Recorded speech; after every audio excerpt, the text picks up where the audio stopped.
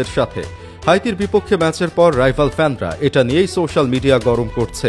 কিন্তু আপনি জানলে অবাক হবেন, শেষ 10 ম্যাচে আর্জেন্টিনা এমন দলের সঙ্গে খেলেছে যাদের নামও কেউ কোনোদিন শুনে নাই। চলুন আজ আর্জেন্টিনা আর ব্রাজিলের শেষ 10 ম্যাচের প্রতিপক্ষদের নিয়ে অঙ্ক করা যাক। তাহলে বের হয়ে আসবে কারা সবসময় ছোট দলের বিপক্ষে জান উজাড় করে দেয়। ব্রাজিলের শেষ 10 ম্যাচের প্রতিপক্ষরা হল যথাক্রমে হাইতি, মরক্কো, মিশর, Panama, Croatia, France, Tunisia, Senegal, Japan এবং দক্ষিণ কোরিয়া। এই 10 দেশের মধ্যে ইউরোপের দেশ কেবল 2টি, ফ্রান্স এবং ক্রোয়েশিয়া। আফ্রিকান দেশ হল 4টি, মরক্কো, মিশর, তিউনিশিয়া এবং সেনেগাল।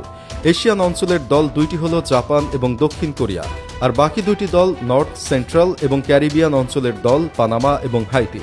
ফিফার সর্বশেষ সংস্করণ অনুযায়ী এই 10 প্রতিপক্ষের র্যাঙ্কিংয়ের মধ্যে সবার চেয়ে এগিয়ে আছে ফ্রান্স। ফ্রান্সের ফিফা র্যাঙ্কিং 3য়তম।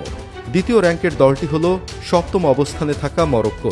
শুধু তাই না, ফিফার র্যাঙ্কিংয়ে প্রথম 20-এর ভেতরে থাকা 5টি দলই ব্রাজিলের সাথে শেষ 10 ম্যাচে খেলেছে।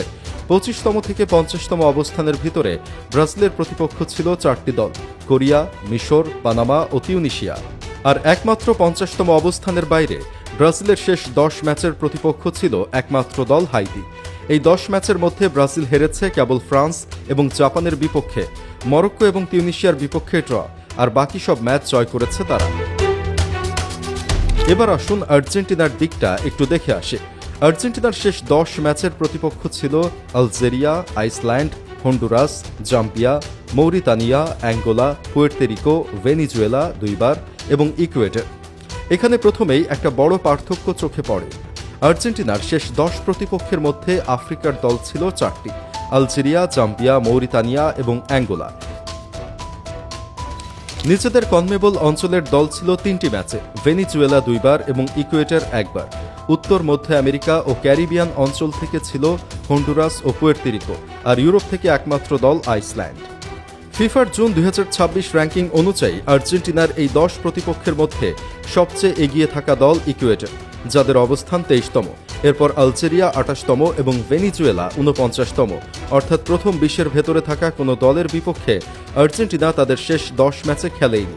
আরও মজার ব্যাপার হলো, আর্জেন্টিনার শেষ 10 প্রতিপক্ষের মধ্যে 25 থেকে 50-এর মধ্যে ছিল মাত্র 2টি দল, আলজেরিয়া এবং ভেনিজুয়েলা। বাকি 7টি দলের র্যাঙ্কিং 50-এর নিচে, যার মধ্যে 4টি দলের অবস্থান 80-রও নিচে। 100 র্যাঙ্কিংয়ের বাইরে ছিল 2টি দল, মৌরিতানিয়া ছিল 111তম এবং পুয়ের্তো রিকো ছিল 155তম স্থানে। ফলাফলের দিক থেকে আর্জেন্টিনা ছিল প্রায় নিখুঁত। শেষ 10 ম্যাচে তারা জিতেছে 9টি এবং হেরেছে মাত্র 1টি, সেটাও 23তম স্থানে থাকা ইকুয়েডরের বিপক্ষে। বাকি ম্যাচগুলোতে বেশ দাপটি দেখিয়েছে তারা, আর এভাবেই ফিফা র্যাঙ্কিংয়েও তারা শীর্ষের দিকে রয়েছে। সবশেষে আপনারাই বলুন, ছোট দলের বিপক্ষে কারা খেলে, ব্রাজিল নাকি আর্জেন্টিনা?